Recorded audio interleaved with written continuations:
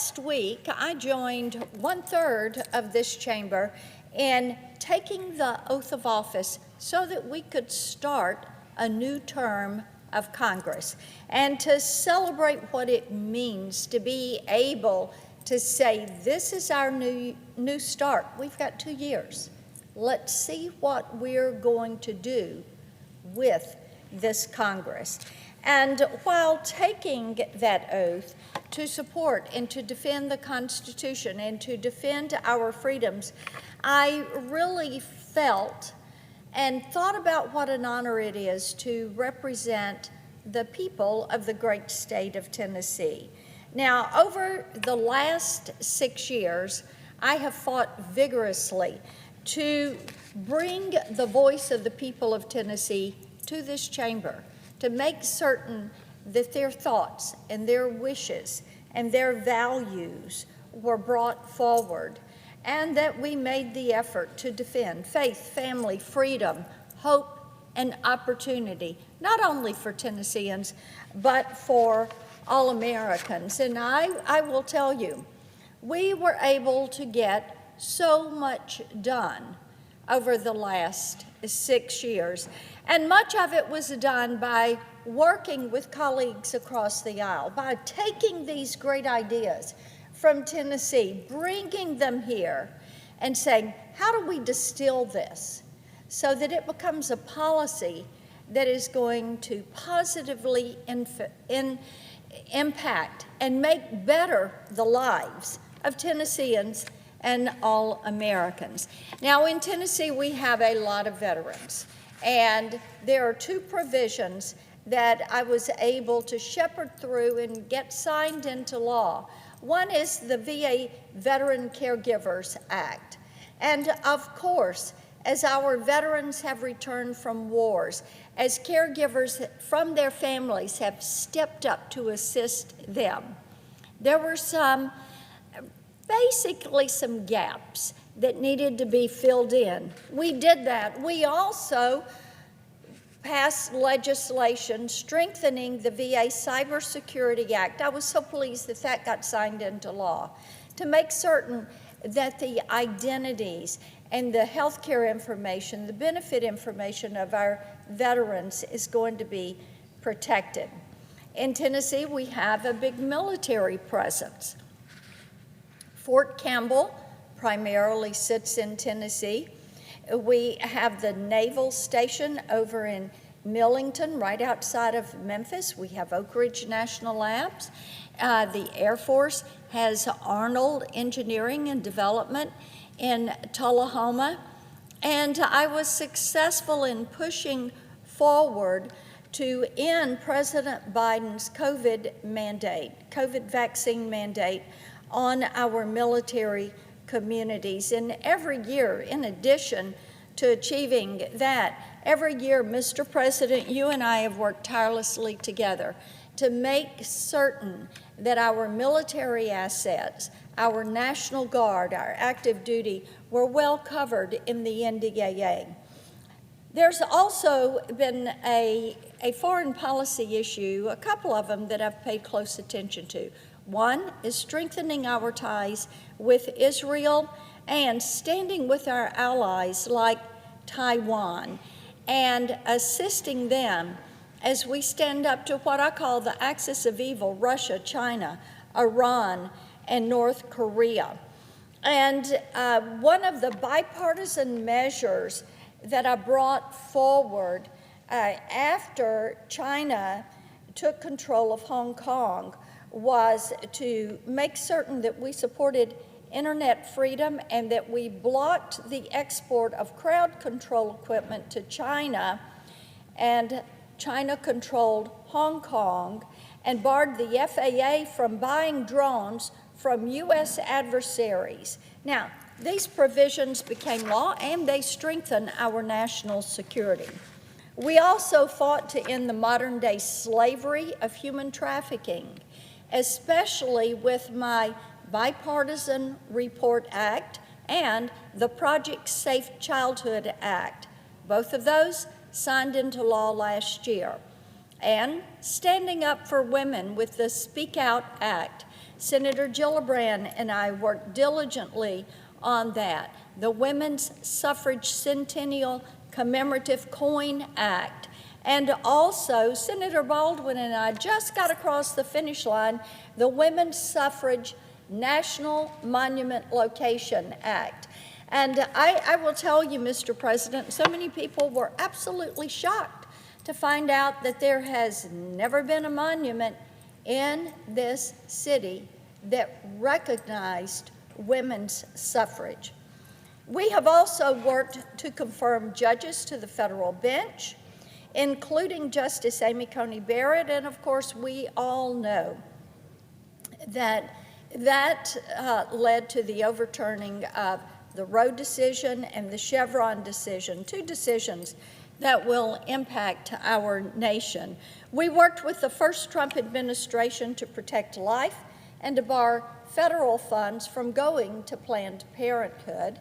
And Mr. President, you and I have put endless hours into making certain that we secured relief for communities in Tennessee and across the Southeast that have been adversely impacted by Hurricane Helene. And there is so much more that we have done, but we've turned the page now and we're looking at how do we use this 2 years, this 119th Congress that is in front of us. Now, we know that the American people have spoken. At the very top of their list is securing that southern border, getting that border under control, ending illegal entry into this country. And the American people know you cannot have, you will never have national security without a secure border. Every law enforcement officer I talk with in Tennessee says, we can't get our arms around gangs and drug trafficking and sex trafficking and crime in our communities until that southern border is secured. So legislation that I'm working diligently on to get passed, my CLEAR Act, which many of our colleagues in this chamber have heard me talk about this for years. Basically, this codifies the 287G program, and it would ensure that our state and local law enforcement officials can apprehend and detain criminal illegal aliens and make certain that ICE deports them and that ICE reimburses that local law enforcement agency. With all the harm that has been caused by sanctuary cities, this legislation would end federal funds into those entities, and it should be a top priority of this Congress. We also need to lower cost and make life more affordable. We all know the economy, taxes, inflation, affordability, another of the top issues for the American people. And they want us to hold this government accountable for what they've done to push inflation forward.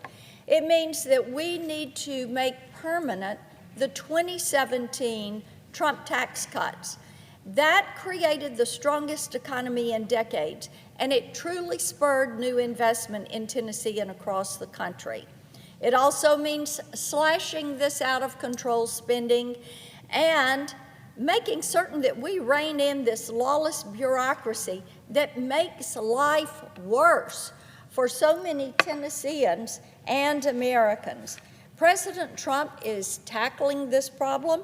He is doing it with the Department of Government Efficiency, or DOGE, which will be led by Elon Musk and Vivek Ramaswamy.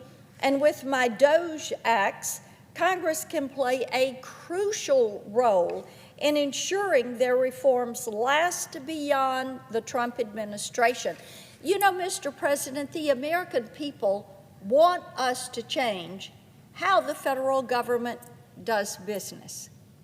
Get the spending under control. Get rid of the bloat that is in the federal government. I think we should concentrate on this to the point that we doge every single federal agency and turn doge into a verb, a term of action. Another goal at the top of the agenda, and this is a goal that Senator Blumenthal and I share. We have now worked 4 years on holding big tech accountable with the Kids Online Safety Act and ensuring that parents have the tools they need to protect their children in the virtual space. This is just a sample of all the work that is in front of us, but the list of things we can do to empower American workers and taxpayers and businesses and families and farmers goes on and on. And I'm looking forward to a new administration as we aggressively tackle these issues, expanding access to quality health care, especially for our vets, and especially in rural America, defending female athletes in women's sports from the radical left's agenda and celebrating the accomplishment of female athletes. We should pass My American Girls in Sports Day for October 10th of each and every year and celebrate our female athletes. We should end the surge of violent crime in cities across this country. And when it comes to supporting Tennessee's creative community with the American Music Tourism Act, the No Fakes Act, which is AI protections, and the HITS Act for our recording artists. Each and every one of these have a place on our agenda for the 119th Congress. And before we can do any of this, we need to make certain that we confirm each of President Trump's nominees. Make certain that he has his team in place, that his cabinet is in place, so that they can carry out the mandate that was sent by the American people, which is no more business as usual, secure the border, make certain that we get the cost of living down, we get inflation down, expand and extend those tax cuts, and be certain that once again, our allies know they are an ally and our enemies fear us on the global stage. Mr. President, I note the absence of a quorum.